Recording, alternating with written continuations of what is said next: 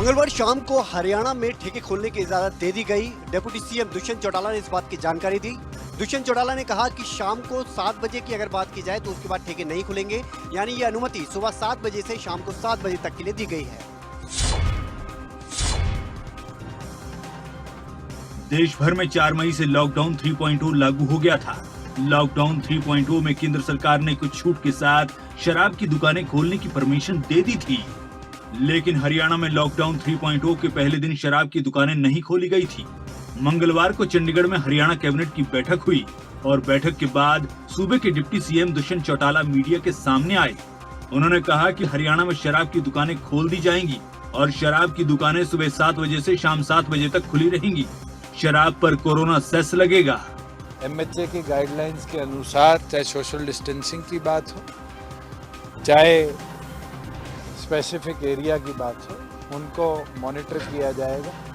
तमाम एसपीज और डीसीज को प्रॉपर डायरेक्शंस भेजी जाएंगी और उन डायरेक्शंस के साथ साथ रेगुलर वर्किंग, क्योंकि फाइनेंशियल ईयर हमें पूरा री-एस्टैब्लिश करना पड़ा, क्योंकि हमारा 1 अप्रैल से फाइनेंशियल ईयर शुरू होना था और आज तक एक भी वेंड प्रदेश में खुला नहीं है।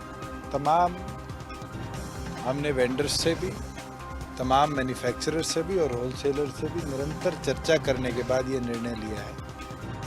विदेशी शराब की बड़ी बोतल पर 50 रुपए कोरोना सेस लगेगा। विदेशी शराब की छोटी बोतल पर 25 रुपए कोरोना सेस लगेगा। वहीं भारत की बनी हुई शराब की बोतल पर 20 रुपए कोरोना सेस लगेगा।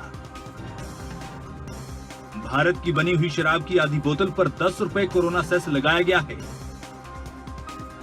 माइल्ड बियर पर 2 रुपए कोरोना सेस देना होगा। स्ट्रॉन्ग बियर पर 5 रुपए कोरोना सेस देना होगा।